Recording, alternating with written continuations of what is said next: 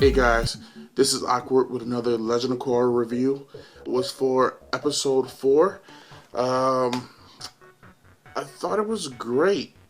Just to let you know, I felt like this episode was similar to last episode with a little bit of Star Wars theme to it, but they shifted from that obviously.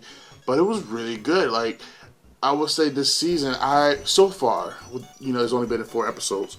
Um, they haven't disappointed me yet. Really, like it hasn't been an episode where I feel bored or just like hurry up. Like these are some very vital informational episodes that I think for a fourth and final season that we are really getting. That we usually probably have to get in books and all that, but these episodes are really good so far, and I love every one. But like I said in the previous episode, I was really hoping for an episode with just the kids, Ikki, Janora, and Milo the man. We got it. We actually got it, sort of. But it was just surrounding the kids, which was awesome. I want more. It was a great episode, and they remind me so much of Tenzin and his siblings. Just the back and forth with the making fun of each other and the bickering and everything. I thought it was really great. So it was a nice little journey to see how they do things by themselves. The mission is to go get Korra, so they go and search for her everywhere they can.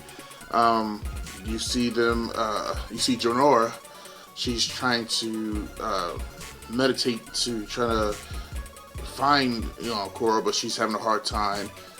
You got Milo, who's trying to be an adventurous and trying to be the man in charge, but he's doing the little things the wrong way.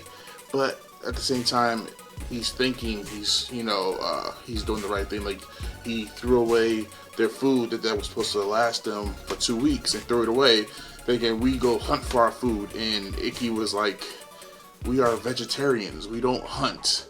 So that was cool, and we also get to see the how they treat each other as Ikki, because everybody has their thing, and what we get from this episode with Ikki is that nobody really, the other two really doesn't listen. They really don't listen to her all that well. But I guess, she's the middle child anyway, so I guess that's that middle child syndrome thing going on. But eventually they do.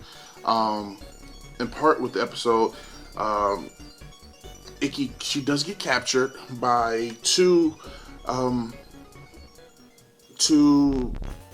Earth Empire guys. But before she got captured, she stumbles upon a bunch of trees that were knocked down. That was like basically like decimated.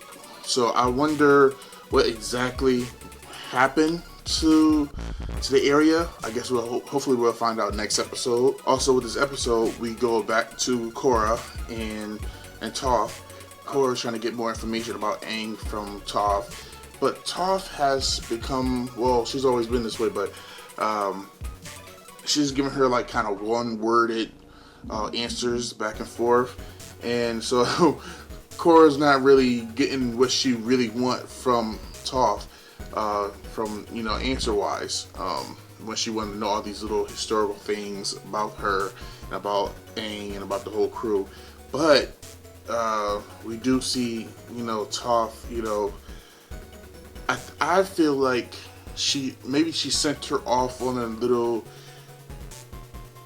self journey for a second. She told her to go get some worms, and this is where I felt like this is like a Star Wars moment, because it was like, it felt like how Luke was told by Yoda to go into the cave. And if you've seen Star Wars, You know, if you've seen the movies, you know what I'm talking about. And Korra has her moment where she sees all of her past foes, which you kind of understand later on, right after, when Toph talks to her, and basically she lets her know that you're living in fear, that you know you're still keeping these guys with you. Toph lets Korra know that you can't go and fight the new evil when you still have the past evil bad guys in your brain, when you know that whole thing is done with, but she's still carrying it with her. Toph wants Korra to look at what each guy stood for. One guy wanted equality, the other wanted spirits to be back in, you know, into the world, and you know, the last guy from last season, he wanted freedom. And those are all very well good things, but they went about it all the wrong way. So it was kind of tough telling her, what can you learn from these guys to, you know, be better than that. Toph takes Korra to the Baton Grove tree. I hope I'm saying that right. This big, huge monster tree, which kind of reminds me of the Tree of Life. It reminds me of the Tree of Life, where, you know, we know from last episode that Toph, you know, lets Korra know and let us know that, you know, she sees everybody through the, you know, through the ground. She, you know, she's one with nature in basically, in a sense. So she sees everything around her and sees her kids and everything else. So Korra basically does the same thing, and at that moment she also finds the kids. The kids, you know, find her. I love it. Milo, you know, was like, wait, cranky, old, and blind. You must be Toph. And Toph, like, I like this kid, and I thought that was really cool. It was really funny. I feel that I would love to see an episode, or you know, or a scene with Toph and Milo just going back at it, back and forth. Toph tells Korra that she will have to take the metal out of her by herself. And at first she was scared. Korra was scared. You know, she was struggling, but she eventually, you know, got it done.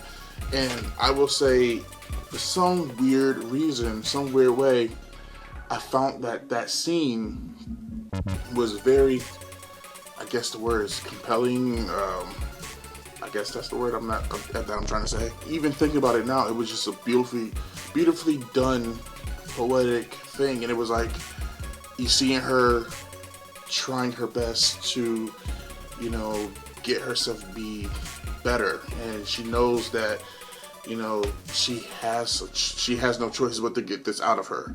And she's basically learned so much with Toph that, you know, she eventually gets it out of her.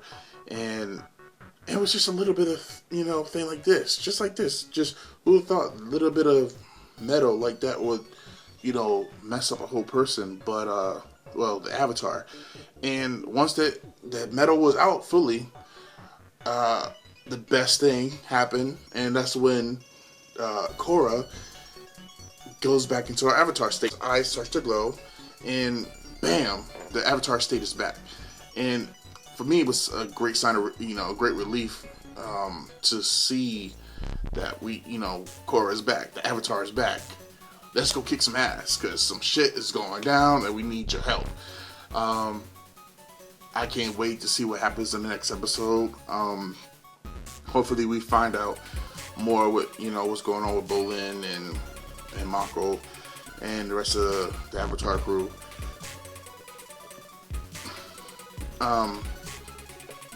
So far this episode was really great. I loved it. I wish there was, you know, more episodes in the future, you know, beyond this season. I feel like this season is the best so far, and we're only 4 episodes in, and I'm maybe overstepping myself right now, but with the amount of, you know, historical stuff going on, with the previous Last Airbender, and the little informational things that we getting from this with the season is really good. The writing of this series is really great. I can't wait to see what happens on the next episode. And Mr. 8 Bars will be with me next time. Yeah, you guys, talk to you guys later. Have a great week. See you next Tuesday for the next episode of Legend of Korra Review.